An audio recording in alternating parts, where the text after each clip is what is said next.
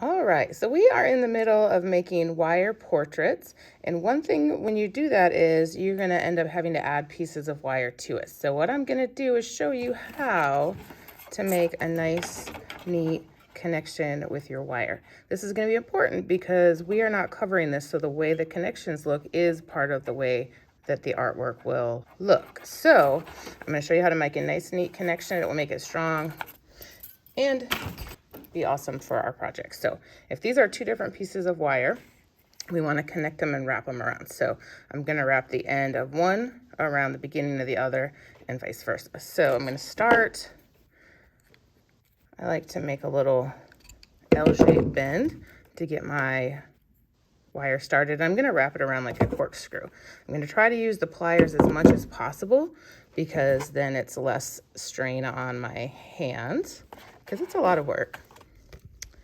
So now that I have it started here, I'm gonna wrap around as tight as I can. And once I get it partially around, you can see it's on there, but it's still loose. So I need that to be tight. So I am going to hang on with one set of pliers, and then I'm gonna use the other set to squeeze down until it's really holding on and there's no space left between my wire and my new piece. Okay, so I'm squeezing it, getting it nice and tight, and then you can go between using your fingers to push the end a little bit, but every time you do, give it a squeeze so it's really snug on the wire. So it's like you're making a cinnamon roll. Okay, so I'm hanging on. And you might find a way that's comfortable for you. And I call this walking the wire around. So let's see if this is a good angle. So you can use the pliers to squeeze it around.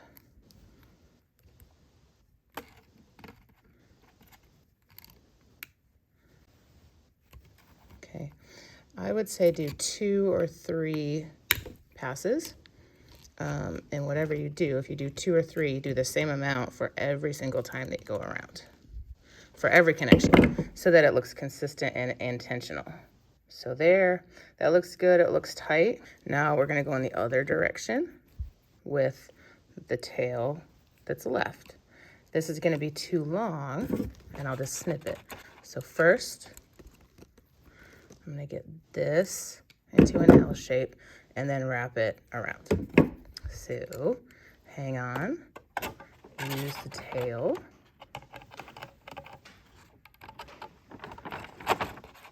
Make sure it's nice and tight and squeeze it onto the wire. And then the tighter it is in the first place, the easier it is to snug it up. There's a little bit of space here between them, you can see, so I'm gonna squeeze it together. Make sure it's tight, like I said. There's 3 passes, so 3 and 3. Tighten that down. I'm gonna use the flat part of the pliers to cut the extra wire. And then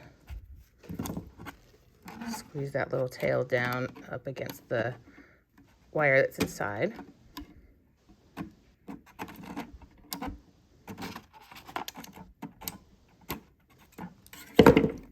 Let's see.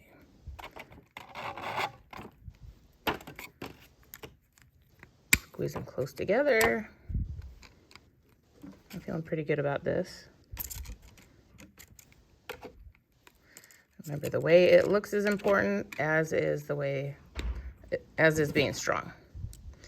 Now I'm just gonna, for each one, hang on and just twist it in the same direction that I did it originally, just to make sure it's tight. So sort of like screwing on a bottle cap. And then same thing with this one, hang on to it, twist it. So now what I have is a nice, neat connection.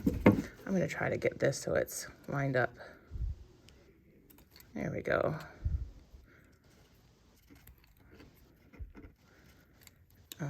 We have a nice, neat connection, and it's not going to go anywhere, and we can continue on. So do that, and then try to make every single connection look exactly the same, and that way your sculpture is going to look consistent and intentional.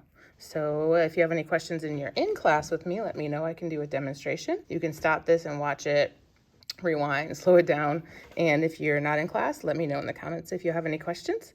And I hope you're having a wonderful day. Hope this was helpful. Thanks for stopping by, and I love y'all. Bye.